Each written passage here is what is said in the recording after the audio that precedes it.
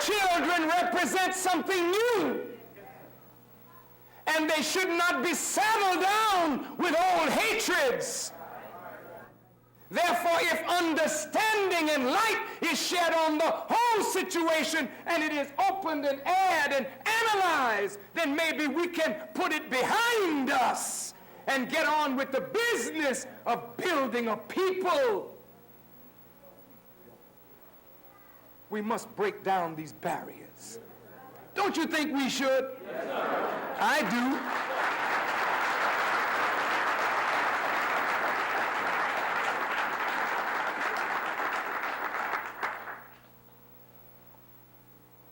Beloved, Elijah Muhammad was a greatly misunderstood man. He is gone from us, and I feel it's my duty and my obligation to help others to understand him. Someone wrote, Farrakhan is carrying a lot of baggage, meaning carrying the baggage of what the people have said about Elijah Muhammad. That's very easy for me to carry, for he carried us. And we were heavy weights on him, but he didn't mind that. So I don't mind carrying his teaching and his message. And whatever the critics say about him, I will carry that. But I do think now we need to understand and get it behind us so we can go on with the work of building a great people. So, I say, in conclusion, that the food that God has sent down is a food that will rest our hearts from the pain of division.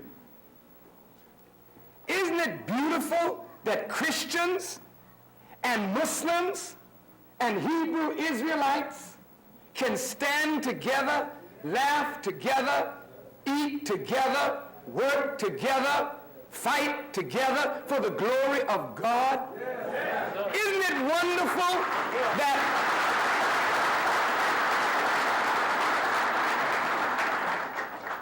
that Hebrew Israelites and Muslims and Christians can sit down together at a common table? We have differences of view, but we handle it with such love and respect. The love is so overpowering, it makes our differences sink almost into nothingness.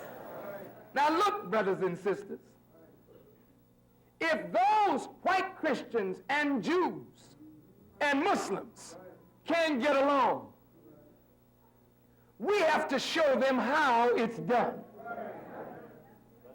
We must not allow the old Jews, all Christians, all Muslims to put their hatreds on us. We are trying to bring in a new world. So we cannot carry the baggage of that old order.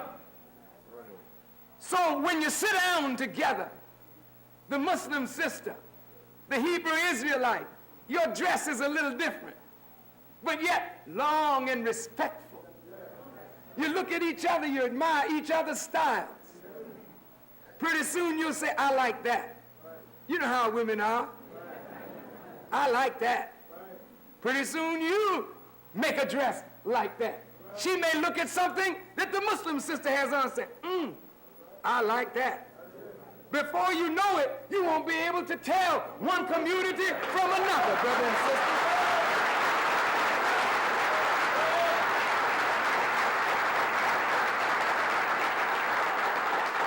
Look at our Christian sisters and our Christian brothers. Here we are together. Nobody looking down at the other. We're looking at each other to learn from one another. You have much to teach us. We have much to share with you. And together, look how we learn. And before you know it, the Muslim Like I watched the Muslims when we were at T.L. Barrett's church. I peeped y'all. I know y'all peeped me too. Did you see me sitting there patting my feet? You see, we don't have music in the temple. You know, and I love music. So when I go to church, I mean, I just can't help myself.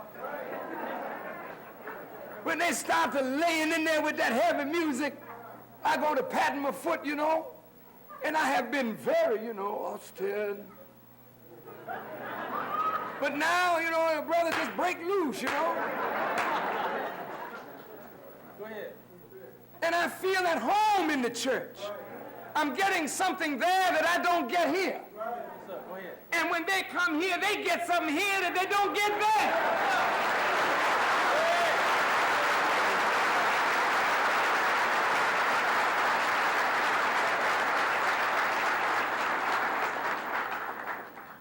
Sisters start wrapping their heads. Other sisters said, what is that you got on? Why you do that? I like the way that looks. Before you know it, she wrapped her head.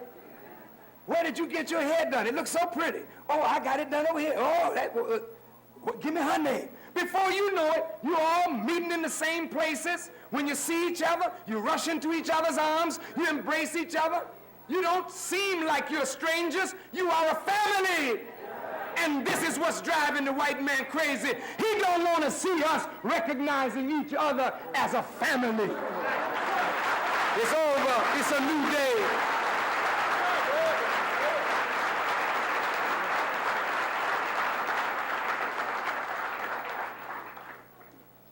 As Muslims, like the early Jews, we were kind of stuck on ourselves. Come on now. Yes, we have the truth. We are the righteous, you know. Look at that sister with that mini dress. Isn't she disgusting? Forgot how we used to put on the mini dress. I mean, not me.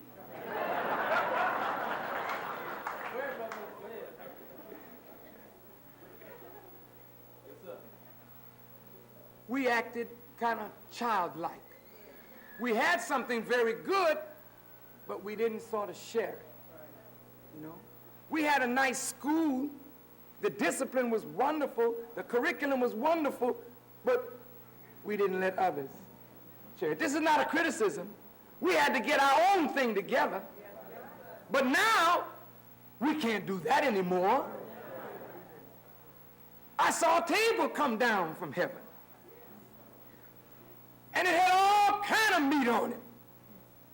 And I was told to eat. Not that I personally was told. I'm giving you a picture of the scripture coming to life. Well, we can't eat this. Why? These people, they eat pork. Why? That man was just snorting cocaine. I saw him, yes. I saw that sister with a beer bottle in her hand. I can't hang out with her. I mean, after all. See? But when the nation broke up, Allah helped us to see that we were no better than the people we condemned. So we went back and got the cocaine, didn't some of us? We went back and got the wine bottle and something else. So we don't have that old self-righteous posture anymore. I saw the table come down from heaven, and what God is saying, what I have cleansed, you have no right to turn it down. This is your family. Go out and embrace one another. So now the Muslims and Brother Farrakhan, I don't stay here. I come here every once in a while. The Muslims see me. I know you're a little disappointed. Their brother don't stay home. But see, my home is wherever black people are. You understand? And that's my home. So don't look for me to be all up here with you. And you are all here with me. That's our minister. God didn't send me just to you. See, I belong to our people. Therefore, wherever our people are, if the mountain won't come to Muhammad, what must Muhammad do? Go to the mountain, brother. Okay.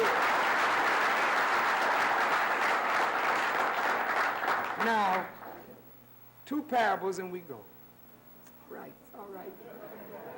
I ain't been home in so long I can't help myself. Go ahead, brother. Come on. Yes, Two parables.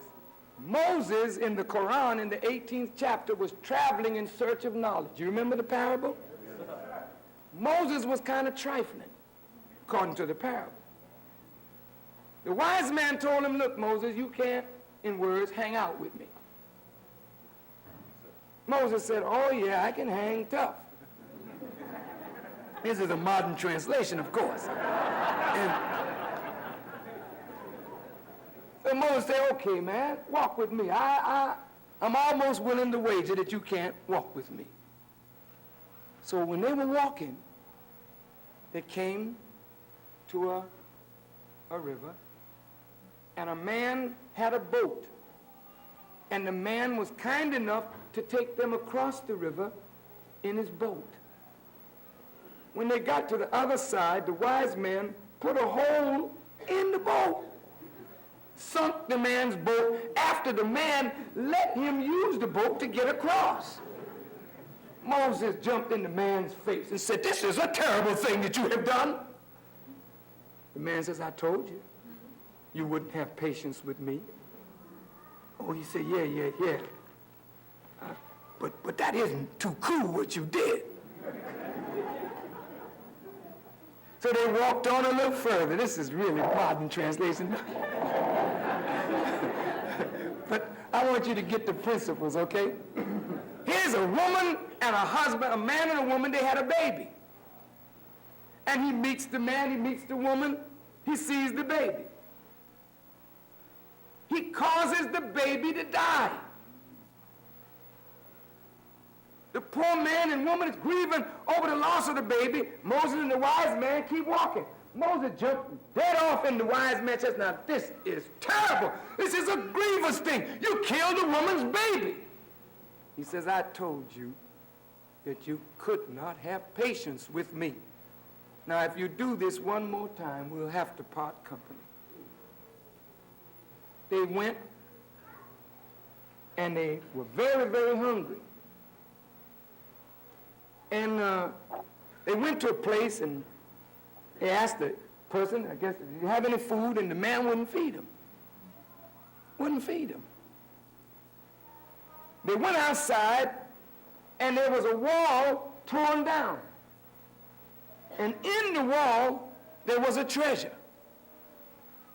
The wise man built the wall back up, hiding the treasure in the wall. Both of them hungry now. So Moses said, look,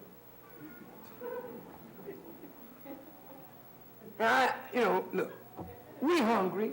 The man got a broke down wall. Why didn't you tell the man, lay some food on us and we'll fix the wall? And then you see the treasure and you didn't even take the treasure. You know what I mean? You build the wall back up. No, it sounds like us, don't it?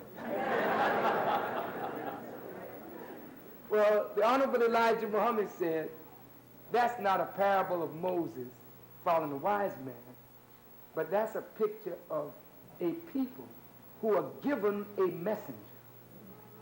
And they don't have patience to wait for understanding of the things that the messenger is guided to do. And when God does a thing, he does it out of the comprehensiveness of his own knowledge. He has a consummate knowledge of the past, the present, and the future, and he makes a move today for tomorrow. You don't know tomorrow, hardly see today, not acquainted with yesterday. So you make a quick judgment and say, God, you're wrong, because you don't understand. You follow my point? All right, now tie that in with this verse of Scripture, and we go. O you who believe, should any one of you turn back from his religion, then Allah will bring a people whom he loves and who love him, humble towards believers, mighty against the disbelievers, striving hard in Allah's way, and not fearing the censure of any censurer. This